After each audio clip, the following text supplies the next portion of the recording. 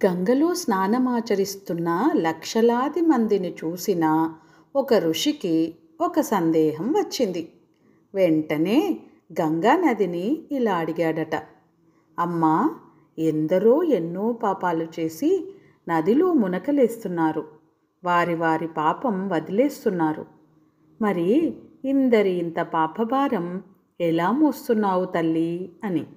అందుక తల్లి, నాయనా, నేనెక్కడా పాపభారం మోస్తున్నాను? అవన్నీ తీసుకెళ్ళి ఎప్పటికప్పుడు సముద్రంలో కలిపేస్తున్నాను అని బదులిచ్చిందట.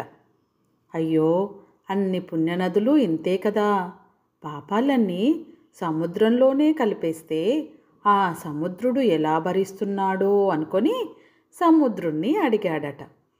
ఎలా మోస్తున్నావు స్వామి ఈ పాపభారాన్ని అని. దానికి సముద్రుడు, నేనెక్కడ భరిస్తున్నాను?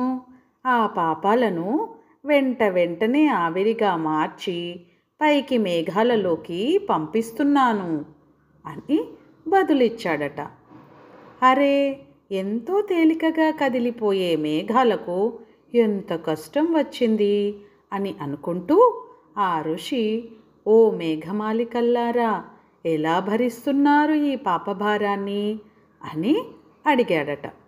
అవి పకపకా నవ్వి, మేమెక్కడ భరిస్తున్నాం, ఎప్పటికప్పుడే మీ మీదే కురిపించేస్తున్నాం వర్షం రూపంగా అని బదులిచ్చాయట.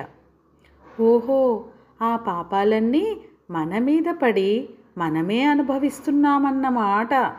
అయితే ఎట్టి పరిస్థితుల్లో కూడా ఎవరూ కూడా కర్మ ఫలితాలు వదిలించుకోలేమని గ్రహించాడు అక్కడ స్నానమాచరిస్తున్న ఋషి.